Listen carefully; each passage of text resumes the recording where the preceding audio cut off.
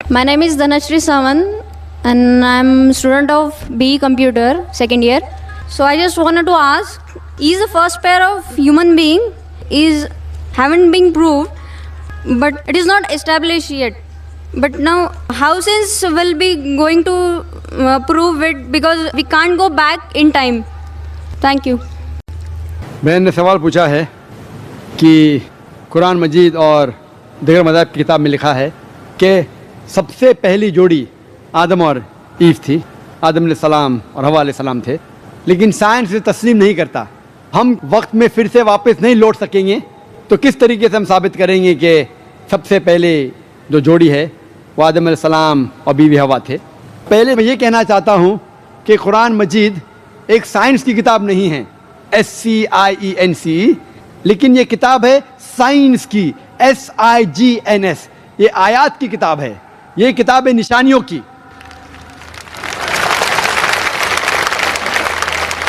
और कुरान मजीद में सब साइंस के फॉर्मूला नहीं है, लेकिन कुरान मजीद में 6000 से ज़्यादा आयतें हैं, 6000 से ज़्यादा निशानियां हैं, और इस 6000 में से 1000 से ज़्यादा अल्हम्दुलिल्लाह साइंस के बारे में बात करती है। और मैं ये कहना चाहता हूँ कि साइंस इतनी एडवांस नहीं है, तो मैं क्यों कुरान मजीद में हर बात पे अमल करता हूँ। जो भी कुरान मजीद में लिखा है साइंस के बारे में, अगर आप मेरी तकरीर सुनेंगे, मिसाल के तौर पे हम कह सकते कि 80% साइंस प्रूफ कर चुका है कि जो भी कुरान में लिखा है 100% सही है। 80% जो कुरान में लिखा है साइंस ये साबित कर चुका है कि 100% सही है। अभी 20% इज एम्बिगुअस, जो हमें पता नहीं। इस 20% में से 1% अभी तक साबित नहीं किया गया है कि वो गलत है। अननोन, एम्बिगुअस, पता नहीं, तो हम डालते हैं उसे डाउटफुल कैटेगरी में। Doubtful, we don't no.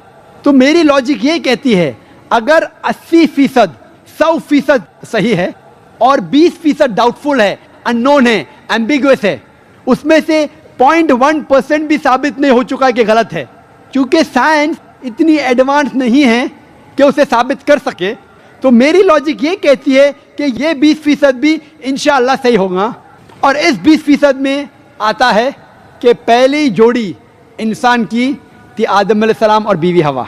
Science इतनी एडवांस नहीं कि ये कह सके कि इस ज़िंदगी के बाद और एक ज़िंदगी है, लाइफ आफ्टर डेथ। आखिरत के बारे में साइंस इतनी एडवांस नहीं। साइंस ये नहीं तस्लीम करती जो कुरान में लिखा है कि कुरान में ज़िक्र है जन्नत और दोज़ख का, कुरान में ज़िक्र है जिन का। साइंस अब तक इतनी एडवांस नहीं कि इसके बारे में कह सके कि ये सही है। तो बहुत सी चीज़ें जो कुरान मजीद में लिखी थी 1400 साल पहले, अक्सर चीज़ें साइंस तस्लीम नहीं करती थी, लेकिन आज साइंस एडवांस होने के बाद, साइंस तरक्की करने के बाद 80% से ज़्यादा हम ये कह सकते हैं कि साइंस आज तस्लीम करती है कि 100% सही है। इंशाअल्लाह हो सकता है कि 50 साल बाद, 100 साल बाद, 200 साल बाद साइंस ये भी तस्लीम करेंगी कि जन्नत है, दोज़ख है, जिन है, एंजल है, और ये भी तस्लीम करेंगे कि पहली जोड़ी आदम और बीवी हवा थी। भाई साहब ने सवाल किया है कि इस्लाम में चाइल्ड अडॉप्शन जायज़ है क्या नहीं, कि इस्लाम में एक चाइल्ड को अडॉप्ट किया जा सकता है कि नहीं। अगर कोई मुसलमान अनाथ बच्चे को लेना चाहता है और उसको बाप का प्यार, माँ का प्यार देना चाहता है, बेशक ये अलाउड है। तो इस्लाम में अनाथ बच्चे को घर देना, माँ का प्यार, बाप का प्यार देना बिल्कुल अच्छी बात है और इसको एनकरेज किया है, लेकिन लीगल एडॉप्शन अलाउड नहीं है। लीगल एडॉप्शन का मतलब जिस तरीके से मैंने कहा कि माँ का प्यार दे सकते हैं, बाप का प्यार दे सकते हैं, लेकिन अगर नाम देगा तो झूठ हो जाएगा। तो इसी तरीके से आप कोई अनाथ को बाप का प्यार देते, बेशक जायज़ है, अच्छी बात है, एनकरेज किया गया है। माँ का प्यार दीजिए, घर में लाओ, लेकिन उसको लीगल नाम नहीं दे सकते। क्यों? क्योंकि इससे कई मसाइल आ सकते हैं। मिसाल के तौर पे अक्सर लोग जब यतीम बच्चे को गोद लेते हैं, एक आम वजह है क्योंकि उनके पास कोई बच्चा नहीं है। जब कोई यतीम बच्चे को गोद लेते हैं, हो सकता है कि चंद साल बाद वो कपल, वो जोड़े को कोई बच्चा पैदा होता है, तो फिर प्रॉब्लम हो सकता है। और उसके अलावा अगर कोई शख्स एक लड़के को गोद लेता है, तब लड़का बड़ा होता है, बालिग होता है, 18 साल 20 साल का, क्योंकि वो उसका जनावा बेटा नहीं है। इस्लाम में हिजाब है। अगर कोई नामहरम कोई बालिग लड़के के सामने आती है, हिजाब करना फ़र्ज़ है। तो इसके अंदर जब बेटा बड़ा होगा तो उसको माँ के साथ हिजाब करने पड़ेगा। तो पहले से अगर बेटे को बोल लेंगे कि मैं आपका असल वालिद नहीं हूँ, असली वालदा नहीं हूँ, और उसको प्यार दो, बेशक अलाउड है। लेकिन लीगल अडॉप्शन में और कई प्रॉब्लम हो सकते हैं। मिसाल के तौर पे जब एक इंसान मरता है, उसके मरने के बाद उसकी जायदाद, उसकी विरासत का बंटवारा होता है, और बंटवारा में क्राइटेरिया दिया गया कुरान में। कुरान मजीद में लिखा गया सूरह निसा में सूरह नंबर 4 आयत नंबर 11 और 12 में किस तरीके से जायदाद, किस तरीके से विरासत का बंटवारा होता है। और उसमें लिखा है कि अगर एक इंसान, एक आदमी मरता है, उसकी कोई भी औलाद नहीं है, तो उसके बीवी को मिलता है 1/4 हिस्सा। अगर उसके औलाद है तो मिलता है 1/8वां हिस्सा। उसी तरीके से अगर एक औरत मरती है, अगर औरत के कोई भी बेटे बेटियां नहीं है, कोई भी औलाद नहीं है, तो शोहर को मिलता है आधा हिस्सा। अगर औलाद है तो शोहर को मिलता है 1/4 हिस्सा। तो अगर हम लीगल अडॉप्शन करते हैं तो फौरन आपके बीवी को आधा हिस्सा कम मिलेगा। तो इस्लाम में अगर आप बच्चे को गोद लेते हैं, आप गोद ले सकते हैं, लेकिन लीगल अडॉप्शन नहीं कर सकते, क्योंकि इसमें बाकी रिश्तेदार से नाइंसाफ़ी होंगी।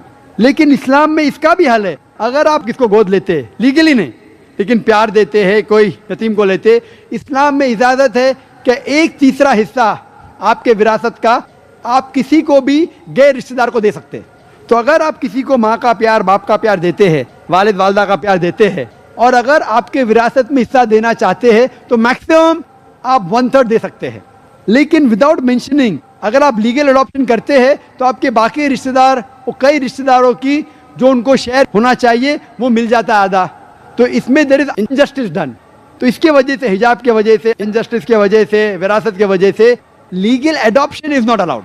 लीगल गोद लेना अलाउड नहीं। लेकिन अगर आप किसी को माँ का प्यार, बाप का प्यार देना चाहते हैं, उसको घर देना चाहते हैं, तो कोई हर्ज नहीं है।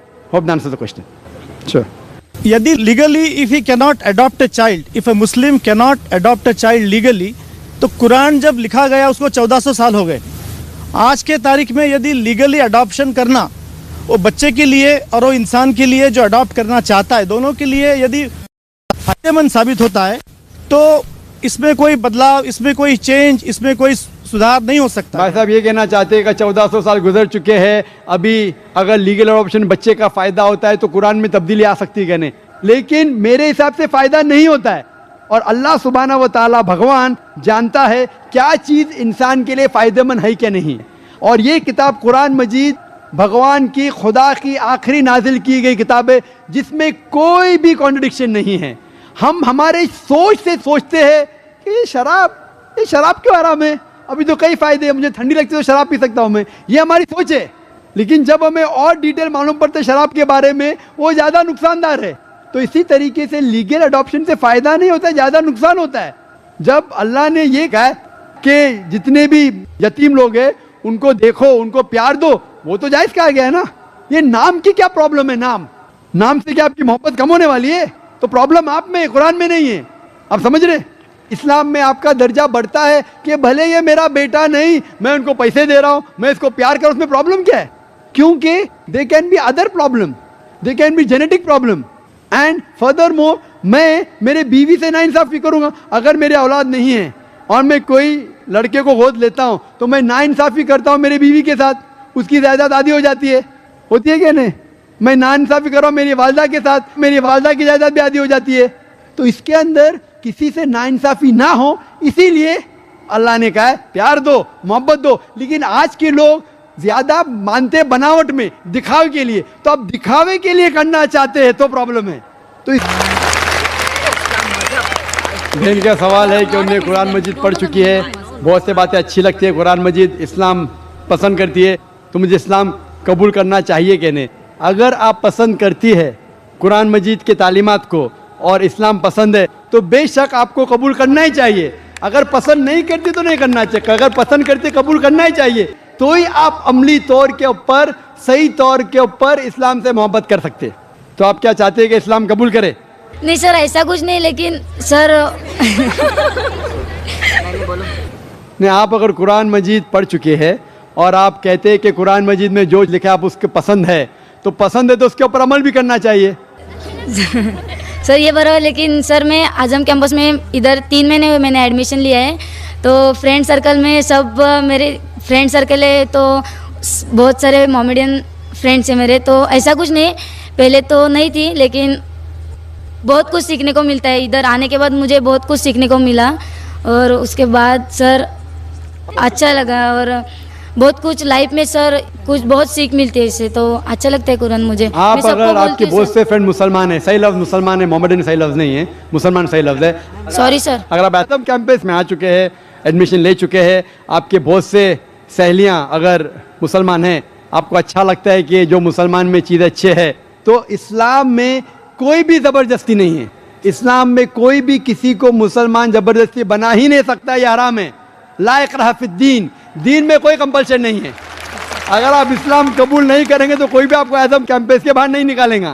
जनाब पीए इनामदार साहब भी इधर है, वो ये नहीं कहते कि आप इस्लाम कबूल नहीं करेंगे तो आजम कैंपस के बाहर निकालेंगे। और इस कैंपस में माशाअल्लाह बहुत से गैर मुसलमान भी पढ़ रहे हैं। लेकिन अगर आपको समझ में आता है कि ये मज़हब सही मज़हब है, और आप अपने पुराने किताब पढ़ते हैं, हिंदू मज़हब की किताब पढ़ते हैं, और आपके हिंदू मज़हब की किताब में लिखा हुआ है कि आखिरी पैगंबर, आखिरी अवतार जो आने वाला है वो मोहम्मद सल्लल्लाहु अलैहि वसल्लम है, और आपको इल्म हो जाता है कि ये पैगाम कुरान में मौजूद है और अल्लाह के आखिरी रसूल के हदीस में मौजूद है, तो आप अगर अपने पुराने किताब वेद पे अमल करना चाहती है और आपको पता लग गया है कि ये पैगाम सही है, तो आपको इस पैगाम को कबूल करना चाहिए। अगर आपको वक्त चाहिए, वक्त लीजिए, 1 दिन लीजिए, 2 दिन लीजिए, वो भाई को 2 दिन चाहिए, 2 महीना लीजिए, बट जब आपको इत्मीनान हो जाएगा कि ये मज़हब सही है, ये तरीका जीने का सही है, तो आपको इसको कबूल करना पड़ेगा। तो ही असली तौर पे लोग को पता चलेगा कि आप इस किताब और इस दीन से मोहब्बत करते हैं। Hope the answer the question. Assalamu alaikum, sir. वालेकुम अस्सलाम व रहमतुल्लाहि व बरकातुहू। My name is Pushpa Shinde. Though I'm born Hindu, I believe in Islam, and I want to read a kalma. Alhamdulillahi Rabbil Alameen, Ar-Rahmanir Rahim, Maliki Yawmiddin, Iyyaka na'budu wa iyyaka nasta'in, Ihdinas siratal mustaqim, siratal ladzina an'amta alaihim, ghayril maghdubi alaihim waladdallin. Amin. माशाल्लाह sister, that's very good. That was the Bismillahirrahmanirrahim. Kul huwallahu ahad, Allahu samad, lam yalid wa lam yulad wa lam yakul lahu kufuwan ahad. माशाल्लाह sister. Brother, she needs to recite the kalma. So can you just? आप sister, मैं पूछना चाहता हूँ कि आप इस्लाम कबूल करना चाहती है? Yes, sir. हाँ, पहले मैं ये कहना चाहता हूँ कि जब से पीस टीवी शुरू हुआ है अल्हम्दुलिल्लाह, और काफ़ी करोड़ों लोग पीस टीवी को देख रहे हैं, और अक्सर तकरीर के बाद कई गैर मुसलमान जब जानने लगे इस्लाम क्या चीज़ है, इस्लाम की सही तालीमात क्या है, तो अल्हम्दुलिल्लाह कई लोग इस्लाम कबूल कर रहे हैं। और जब लास्ट टाइम कॉन्फ्रेंस हुआ था बॉम्बे में, अल्हम्दुलिल्लाह आखिरी दिन लाखों का मजमा था, और आखिरी दिन अल्हम्दुलिल्लाह सुम्मा अल्हम्दुलिल्लाह अल्लाह सुब्हाना व तआला ने कई गैर मुसलमान को हिदायत दी। मैं ये नहीं कहता हूँ कि मेरी तकरीर से कोई गैर मुस्लिम बनता है, अल्लाह हिदायत देता है। और हम देखते हैं कि everything is life, everything is open. हम किसी को ज़बरदस्ती नहीं करते, हम पैगाम पहुँचाते। आपको पसंद आता है तो कबूल करो, नहीं पसंद आता है तो भी हमें कोई हर्ज नहीं है। लेकिन इंटेलिजेंस मुझसे पूछती है कि कोई शख्स थे जो लोग ने कबूल किए, मैं ये भाई साहब को कभी पहले देखा ही नहीं, ना ये बहन जी को कभी देखा हूँ, शायद उनने मुझे टीवी पे देखा है, और हम किसी को ज़बरदस्ती नहीं करते। लेकिन अल्हम्दुलिल्लाह जब लोग को सच्चाई मालूम पड़ती है, इस्लाम का जो पैगाम मिलता है अमन का, तो उनमें जो जज्बात बाहर आते हैं अल्हम्दुलिल्लाह, और वो कबूल करते हैं। तो मुझे इंटेलिजेंस ने यहाँ पूना में आने के पहले कहा था कि देखियो आप मुसलमान बनाओ लेकिन पब्लिक पे मत बनाओ। तो मैंने उससे कहा कि मैं किसी को मुसलमान बनाता नहीं हूँ, वो भगवान बनाता है, वो भगवान हिदायत देता है, खुदा हिदायत देता है। और अगर कोई शख्स बनना चाहता है तो मेरी गवर्नमेंट ने रोकती, मेरी कंट्री ने रोकती, तो मैं कैसा रोक सकता हूँ? Hindustan one of the few countries, बहुत कम मुल्क है जिसमें इतने राइट्स है, और हिंदुस्तान में हर सिटीजन को ही has a right to preach, practice and propagate religion. उसको हक है कि अपने दीन के बारे में प्रचार करे, उसके ऊपर अमल करे और उसको प्रोपोगेट करे, कोई रोक नहीं सकता है। और कोई भी अगर इंसान कोई भी धर्म कबूल करना चाहता है उसको बिल्कुल इजाज़त है, लेकिन ज़बरदस्ती कोई किसी को कोई भी मज़हब में दाखिल नहीं कर सकता है। तो बहन जी मैं ये जानना चाहता हूँ कि आप अपने दिल से इस्लाम कबूल करना चाहती है? जी मैं दिल से इस्लाम कबूल माशाल्लाह, बहुत करना अच्छी बात है। आप मानते हैं कि खुदा एक है? जी हाँ। आप मानते हैं कि आखिरी पैगंबर इस खुदा के मोहम्मद सल्लल्लाहु अलैहि वसल्लम है? जी हाँ। तो इंशाल्लाह मैं अरबी में कहूँगा जो कलमा और आप दोहराए और फिर मैं तर्जुमा करूँगा। अशहदु अल्ला इलाहा अशहदु अल्ला इलाहा इल्लल्लाह इल्लल्लाह व अशहदु व अशहदु अन्ना मुहम्मदर रसूलुल्लाह। रसूलुल्लाह। मैं गवाही देती हूँ मैं गवाही देती हूँ कि अल्लाह के अलावा कि अल्लाह के अलावा कोई भी माबूद नहीं है कोई भी माबूद नहीं है और और मोहम्मद मोहम्मद सल्लल्लाहु अलैहि वसल्लम सल्लल्लाहु अलैहि वसल्लम उसके आखिरी पैगंबर है। उसके आखिरी पैगंबर है। माशाल्लाह आप मुसलमान हैं। हाँ जी। और मैं अल्लाह सुब्हानहू व तआला से दुआ करता हूँ कि इस बहन को और इस भाई को अल्हम्दुलिल्लाह जन्नत नसीब फरमाएं। और मैं दरख्वास्त करता हूँ कि जो भी यहाँ गैर मुस्लिम हैं, आप इंशाअल्लाह इस्लाम का पैगाम सुनिए। ये पैगाम अमन का है। अक्सर मीडिया कहती है क्या ये दहशतगर्द मज़हब है, अक्सर मीडिया कहती है कि इस रिलीजन में वायलेंस है, जिसको इंशाल्लाह मैं टच करूँ आखिरी दिन पे। आतंकवाद क्या मुसलमानों की विरासत है और इंशाअल्लाह इस्लाम में कोई भी किसी को ज़बरदस्ती तलवार के ज़ोर पे या बंदूक के बल पे किसी को कबूल नहीं करा सकते। ये इस्लाम में हराम है। कुरान में लिखा गया है ला इकराह फिद्दीन, कि कोई भी दीन में ज़बरदस्ती नहीं कर सकता। और मैं कॉन्ग्रेचुलेट करता हूँ, मुबारकबाद देता हूँ इस बहन जी को और भाई साहब को, और अल्लाह से दुआ करता हूँ कि इनको इंशाअल्लाह कबूल करे और इनके अमाल में इंशाअल्लाह तरक्की हो और ये अपने ख़ानदान में इस अमन को फैला सके। मैं इस्लाम में कही गई काफ़ी बातें फॉलो करती हूँ, नमाज़ पढ़ती हूँ, रोज़े रखती हूँ, लेकिन trouble comes when it comes to listening to music और watching movies. Is it a गुनाह टू लिसन टू म्यूज़िक? मैंने सवाल किए कि मैं कुरान पढ़ती हूँ, मैं नमाज़ पढ़ती हूँ, लेकिन प्रॉब्लम है जब म्यूज़िक सुनती हूँ क्या जायज़ है कहने, क्या पिक्चर देखना जायज़ है कहने। कुरान में लिखा है कि आप मोटे मोटे हराम काम से दूर रहो, इंशाअल्लाह अल्लाह ताला आपके साथ है। क्योंकि आप अभी नौ मुस्लिम हैं, आस्ते आस्ते आप अगर सलाह पढ़ती है अल्हम्दुलिल्लाह। सबसे अहम बात है कि मानना चाहिए खुदा में। उसके बाद है सलाह जो आप पढ़ते हैं माशाअल्लाह, उसके बाद है ज़कात कि आपको चैरिटी देना है, उसके बाद रोज़ा है, बाकी चीज़ें कई चीज़ें इस्लाम में। आप इंशाअल्लाह जो अहम चीज़ों को पहले फॉलो कीजिए, उसके बाद आप बाकी चीज़ पे भी आ सकते हैं। लेकिन क्योंकि आपने मुझसे सवाल किया कि म्यूज़िक सुनना अलाउड है क्या नहीं, अल्लाह के रसूल की हदीस है कि म्यूज़िकल इंस्ट्रूमेंट जो है एक्सेप्ट फॉर डफ के अलावा बाकी सब म्यूज़िकल इंस्ट्रूमेंट्स हराम हैं और ये आपको अल्लाह से दूर लेके जाते हैं। तो इस पस मंज़र के हदीस के पस मंज़र में म्यूज़िक सुनना सही बात नहीं है। लेकिन आप क्योंकि अभी नौ मुस्लिम हैं, जो चीज़ अहम बातें हैं उसके ऊपर पहले आप अमल कीजिए। अगर आप चाहते हैं कि आप में इतना तकवा है कि मैं छोटी छोटी बात पे भी अमल करूं, तो बेशक अगर आप जानना चाहते हैं कि म्यूज़िक पर से डफ के अलावा बाकी म्यूज़िकल इंस्ट्रूमेंट्स हराम हैं और वो मूवी जो हराम मूवी है वो देखना नाजायज़ है। टीवी देखना नाजायज़ नहीं है, लेकिन टीवी पे गलत चीज़ देखना, उरियानगी, ऑब्सनिटी, ये देखना हराम है। लेकिन अगर आप अच्छा टीवी पे लेक्चर देखते, अच्छा इस्लामिक लेक्चर देखते, तो वो गलत नहीं है। तो गलत चीज़ देखना हराम है, अच्छी चीज़ पिक्चर पे देखना जायज़ है। जो चीज़ शरीयत के खिलाफ नहीं है